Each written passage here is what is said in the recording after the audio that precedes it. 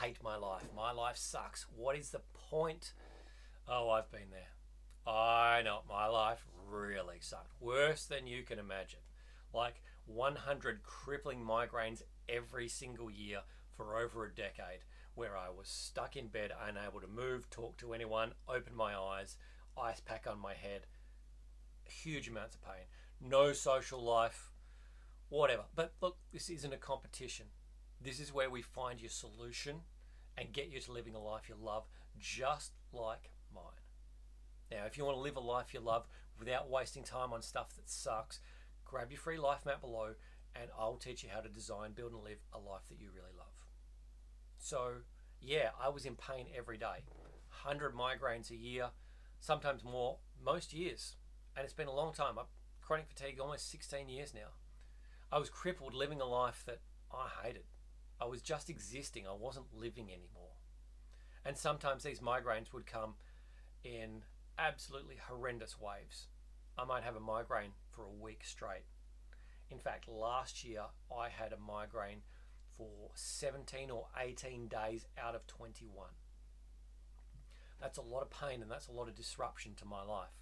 That meant life went on hold for all of those days.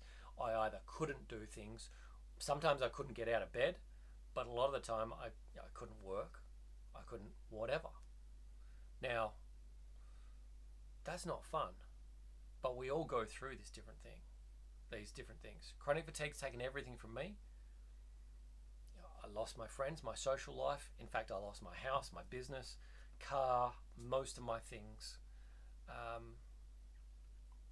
But with a lot of trial and error, I was able to get myself to a really good spot. And I'm better than I've been in a long time. In fact, I'm happier than I've ever been in my entire life. And that says a lot, because when life sucks, you just don't really see any way out. You don't know where you're going to end up or if there's any point. But there absolutely is. And I started to see things change, and it was slowly at first, but it was a noticeable change, enough for me to go, all right, cool. I can see a light at the end of the tunnel. I can see some progress. I felt different. It took a lot of trial and error, but I had a plan and it worked as long as I stuck to it. So here's how you make your own plan. First of all, figure out where you're at. What sucks? Specifically, what sucks? What is not working right now? What are the different areas that are not working? I want you to sit down, if you've got time, get a pen, some paper, and write it down. Like, what sucks? What is it exactly that is really bad in your life? While you're doing that, I want you to write about some of the good things that are in your life as well. Because there's going to be a few things in there that are actually pretty good. We're just looking at where you're at right now. Need a bit more guidance? All right, where are you at with your physical health? Where are you at with your mental and emotional health? Your financials? What about your social life with your immediate friends and family? What about people that, going out and meeting people? Your social life, is there anything going on there? Where are you at with your spiritual life? Where are you at with hobbies and fun? Are you actually having fun anymore, or is that kind of just on hold or out of the picture? What about your job, your career, your mission? Is that good or is that terrible as well? How about your life and your lifestyle, your quality of life? What's that? Good, bad, or ugly? I want to know what sucks. I've just given you 9 different areas. Of those 9 different areas, I want to know what's good and what's not good. I want you to know and identify what is good or not good with those things. Now, again, if you're not sure or you've missed it, you can rewind the video and listen to all of those different things, or you can grab my free life map and we'll go through all of those 9 different points in there. Main thing is, I want to know where you're at. You need to know where you're at, because that's your starting point. Then, step number 2 is decide what you want. What do you want to happen? What do you want to have different? What is your goal? What would you like to happen from where that thing is? So 9 categories, whether it's good or it's bad. And then what do you want it to be? If it sucks right now, what do you want it to look like? And let's say that you want it to be good. That's great, but what does good look like? What does good look like from a physical point of view? Do you want to be fitter, or do you want to be stronger? Do you want to be healthier? Do you want to have more energy? Do you want to be less pain? What do you want? From a financial point of view, do you want more income, or do you want to have some investments, or do you just not want to be in survival mode? From a social point of view, do you want to be able to see your friends and family more, or do you want to just have better relationships with them, or do you want to just get rid of a bunch of them and stay away because they're just dragging you down and dragging you into their shit when you're trying to focus on improving yourself? What is it? So decide what you want to happen, and I want you to write that down so you've got some sort of a goal that you are working towards. Because then we go to number 3. And on step number 3, that's where we make a plan. We make a plan to close the gap between where you are right now and where you want to be. Now that can be a little bit tricky, but when you have a plan, then you kind of know where you're going. Now sometimes the plan can be overwhelming because the difference between where you are right now and where you want to be can be so great. There's like, I can't see that as even being a possibility. I don't know that that's possible. So we break it down into baby steps. So think of this as a staircase. Little steps along the way. That's all I want you to do. Is figure out, all right, well, I've got this goal.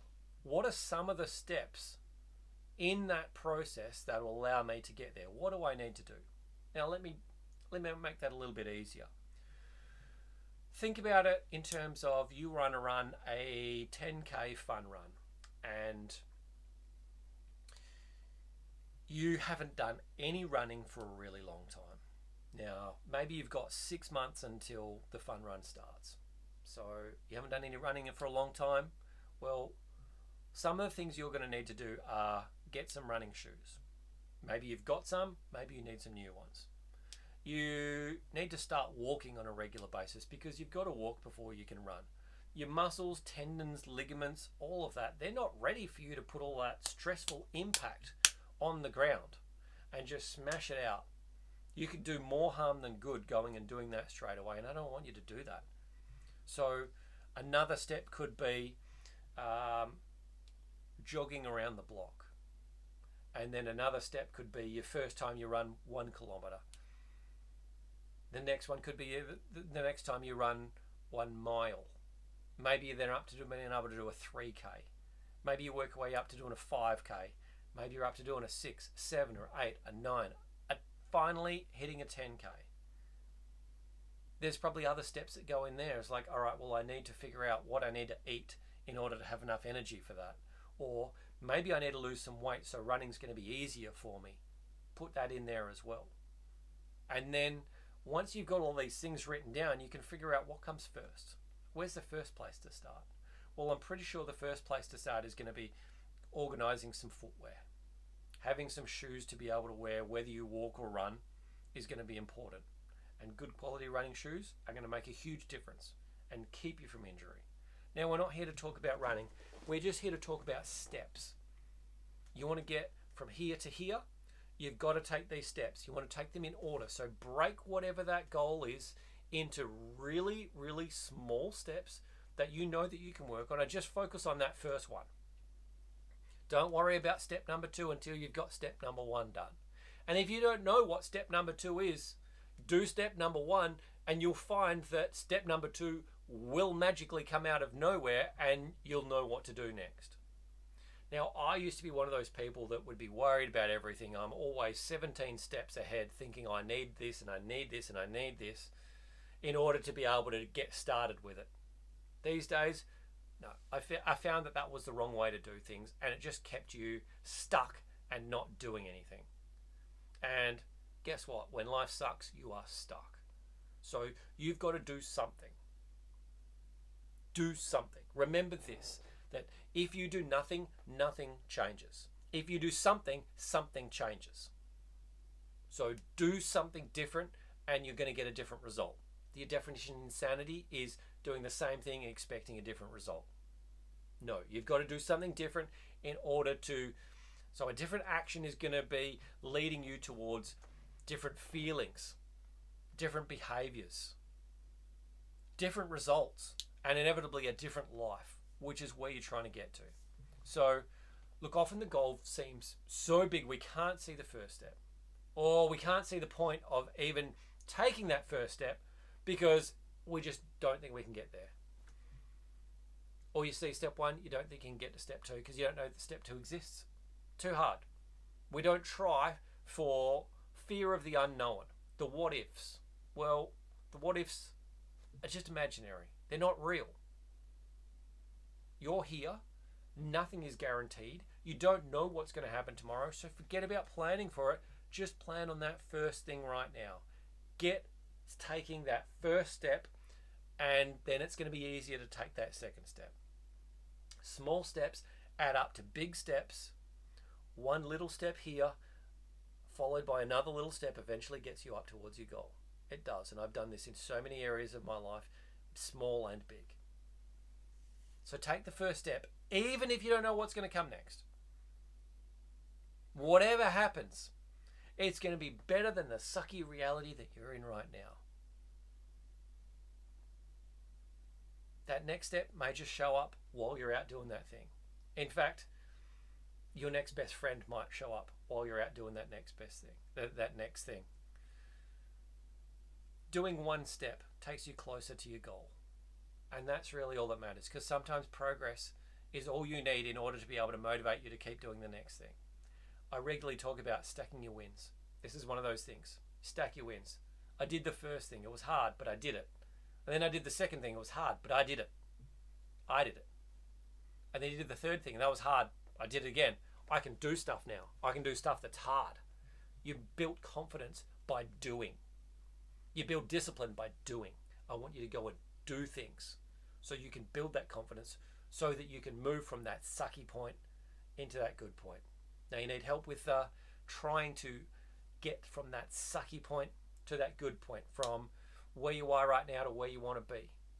Grab my free life map and I'll walk you through coaching for 28 days, daily lessons where we work you through all of these different 9 areas of your life, building healthy habits that lead you to where you want to go. This is a plan your own adventure program. It's all about you and what you want. So you're going to take your stuff, plug it in there, and then you're going to have a plan for where you're going to go and how you're going to get there. Can't wait for you to get stuck into it. I'll see you on the inside.